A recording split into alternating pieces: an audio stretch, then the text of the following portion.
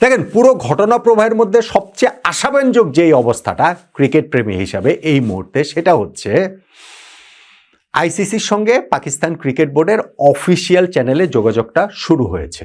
পাকিস্তান যে একটা চাল চেলেছিল যে না, আমরা এই আইনি জায়গা থেকে সুরক্ষিত থাকার জন্য পাকিস্তান ক্রিকেট বোর্ড আইসিসিকে কিছু জানাবে না, বরং তাদের সরকারই এটা জানাবে, জানিয়েছে, আইসিসিকে জানায়নি। পাকিস্তান সরকারের এক্স অ্যাকাউন্ট থেকে প্রথমে সেই একটা পোস্ট করা হয়েছে যেখানে বলা হয়েছে যে না, পাকিস্তান টি-20 ওয়ার্ল্ড কাপ খেলবে কিন্তু ভারতের বিপক্ষে ম্যাচ খেলবে না। তারপরে পাকিস্তানের প্রধানমন্ত্রী শাহবাজ শরীফ তিনি তার ক্যাবিনেট মিটিংয়ে জানিয়েছেন যে এর কারণটা কি, বাংলাদেশের পাশে থাকার জন্য নাকি তারা এই ভারতের বিপক্ষে ম্যাচটা তারা খেলছেন না। তো পাকিস্তান সরকার তো আর আইসিসির অংশ না, আইসিসির অংশ হচ্ছে গিয়ে পাকিস্তান ক্রিকেট বোর্ড। সে পাকিস্তান ক্রিকেট বোর্ডের কাছে আইসিসি অফিসিয়ালি জানতে চেয়েছে তাদের অবস্থানটা কি। আইসিসি সেইটা একটা অফিসিয়াল প্রেস রিলিজ দিয়েছে। আসার যে কথার কথা আমি বলছিলাম সেটা হচ্ছে গিয়ে পাকিস্তান তাতে রেসপন্ড করেছে, তারা জানিয়েছে যে তাদের সরকার এই ক্ষেত্রে মানা করেছে যে পাকিস্তানের ভারতের বিপক্ষে ম্যাচটা আর খেলা যাবে না, এবং এইটাকেই তারা একটা আইনি ব্যাখ্যা দিয়েছে যেটাকে বলা হচ্ছে ফোর্স মেজার। ইংরেজিতে ফোর্স মেজার, কিন্তু আসলে এটা একটা ফ্রেঞ্চ শব্দ, তো ফ্রেঞ্চ উচ্চারণ করাটা বড্ড কঠিন। আমি দেখলাম সবচেয়ে কাছাকাছি বোধহয় ফোর্স মেজার এই টাইপের কিছু একটা উচ্চারণ হবে। আমি সহজ করে আপনাদেরকে বাংলায় বলি, বাংলাটা হচ্ছে গিয়ে অনিবার্য কারণবশত। এই অনিবার্য কারণবশত এটা কোন কোন ক্ষেত্রে এটা হয়? এইটা হয় যেটা হচ্ছে গিয়ে আনঅ্যাভয়েডেবল সার্কামস্ট্যান্সেস। আচ্ছা, বাংলা করতে গিয়ে তো আবার ইংলিশ করে ফেললাম, ফ্রেঞ্চ বাংলা ইংলিশ এলোমেলো হয়ে যাচ্ছে।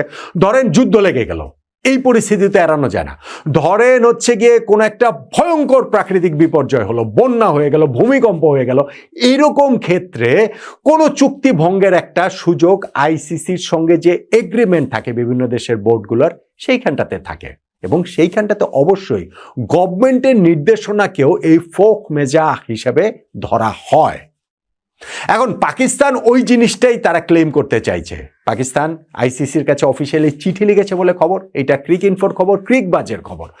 আমি ধরেন এখন তো অনেক রকম অনেক মিডিয়াতে খবর রয়েছে, অনেক খবরই তো আসে, কিন্তু আমি খুব রিলাই করি এই দুইটা ওয়েবসাইটের উপরে। আপনারা বলতে পারেন ভাই ইন্ডিয়ান ওয়েবসাইট, কিন্তু বিশ্ব ক্রিকেটে সবচেয়ে যারা হচ্ছে গিয়ে নিউজের ক্ষেত্রে রিলায়েবল, তাদের মধ্যে এই দুইটা ওয়েবসাইটকে আমার মনে হয় আপনি টপ 3-তে রাখতে পারেন। সো সেই ক্ষেত্রে তাদের ওই নিউজ যখন, তখন সেটার উপরে একটু বোধহয় ভরসা করাই যায়। পাকিস্তান আইসিসির ওই মেইলে রেসপন্ড করেছে, তারা বলেছে যে সরকার তাদেরকে বলেছে ভারতের বিপক্ষে ম্যাচটা খেলতে যাওয়া যাবে না, এবং যেহেতু এটা সরকারি নির্দেশনা, ফলে এটা ফোর্স মেজার ওই হিসাবে তারা অনিবার্য কারণবশত তারা আসলে খেলতে পারছে না, খেলতে তারা আসলে পারবে না। আইসিসি পাল্টা একটা মেইল পাকিস্তানকে দিয়েছে, পাকিস্তান ক্রিকেট বোর্ডকে দিয়েছে, এবং সেইখানটাতে তারা জানতে চেয়েছে যে এই অনিবার্য কারণবশত আসলে ঘটনাটা কি, পাকিস্তানের গভর্নমেন্ট তাদের ক্রিকেট বোর্ডকে কি বলেছে, এটার বিস্তারিত বিষয়টা আসলে কি, কেন তারা পাকিস্তান খেলতে পারবে না। তার একটা বাক্যের মধ্যে হয় না যে আমাদের সরকার বলেছে খেলতে পারবো না তো খেলতে পারবো না, এত সহজ তো আর বিষয়টা না ভাই। এইখানে কত টাকা জড়িত, এখানে কত ডলার জড়িত, টাকা ডলারের হিসাব আবার আলাদা। সেইটাতে আবার আমরা গল্পের গরু গাছে তুলতে তুলতে এখন সেইটা গাছ ছাড়িয়ে মহাকাশ, আকাশ ছাড়িয়ে মহাকাশও ছাড়িয়ে যাওয়ার মতো অবস্থা হচ্ছে। ভারত পাকিস্তান এই একটা ম্যাচের মূল্য নাকি বাংলাদেশি মুদ্রায় আমি দেখছিলাম যে যেইটা 3,000 কোটি টাকা, 6,000 কোটি টাকা, এখন আবার কোথায় জানি দেখলাম 36,000 কোটি টাকা নাকি এই একটা ম্যাচের মূল্য। আরে ভাই, ভারত পাকিস্তান একটা ম্যাচের মূল্য যদি এরকম হতো, তাহলে তো ইন্টারন্যাশনাল ক্রিকেট কাউন্সিল আইসিসি পৃথিবীর সবচেয়ে ধনী ক্রীড়া সংস্থা হতো। বিষয়টা কি তাই? আইসিসি কি ফিফার চেয়ে বড় বা ধনী ক্রীড়া সংস্থা, রিচ স্পোর্টস ফেডারেশন অর্গানাইজেশন? বিষয়টা তার তা না। তো খালি খালি আমরা ওই টাকার অঙ্কটা বাড়িয়ে বলি যেন এই জিনিসটার সঙ্গে মানুষ আরো বেশি রিলেট করতে পারে সেই কারণে। বাট স্টিল এটা একটা বিরাট ব্যাপার।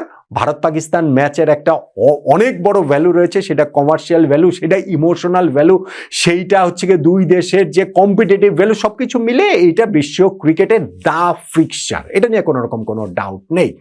এখন আইসিসি পাকিস্তানের কাছে জানতে চেয়েছে যে তাদের সরকার এক্স্যাক্টলি কোন কথা বলেছে যেই কারণে তাদের কাছে এটা মনে হচ্ছে অনিবার্য পরিস্থিতি, এবং সেই অনিবার্য পরিস্থিতি এড়ানোর জন্য, মেটানোর জন্য পাকিস্তান ক্রিকেট বোর্ড কি কি করেছে সেটাও তারা জানতে চেয়েছে। এবং সেই উত্তর যদি সন্তোষজনক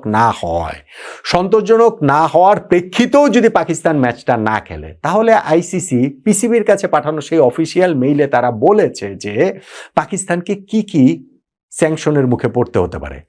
আইসিসির যে সেই ক্ষমতা রয়েছে যে চুক্তি ভঙ্গের অপরাধে পাকিস্তানের সদস্যপদ স্থগিত করে দেওয়া, তাদেরকে সাসপেন্ড করা, তাদের এই যে ক্রিকেট খেলার রাইট, ইন্টারন্যাশনাল ক্রিকেট খেলার রাইট কেড়ে নেওয়া, সেই কথাটাও তো তারা আসলে জানিয়ে দিয়েছে। বাট সবকিছুর পরও তাদের যেই ইমেলটা, সেটা টোন হচ্ছে গিয়ে পাকিস্তান যেন ভারতের বিপক্ষে ম্যাচটা খেলে। তারা এখানে কোনো যুদ্ধে জড়াতে চাচ্ছে না, তারা এখানে কোনো বিবাদে যেতে চাচ্ছে না, যে ঠিক আছে যেটা হয়েছে সেটা হয়েছে, এতদিন ধরে যা প্রেক্ষাপট সেটা আমরা জানি। বাংলাদেশকে টি-20 বিশ্বকাপ যে বাংলাদেশ খেলছে না, সেইখান থেকে তো পাকিস্তানের তথাকথিত এই গ্রিভেন্স, বাংলাদেশ ওইখান থেকে নানান পরিস্থিতিতে হয়তো বা পাকিস্তানের ট্র্যাপে পড়েই হয়তো বা যেই জিনিসটা শিওরলি যেই জিনিসটা ভারত শুরু করেছে,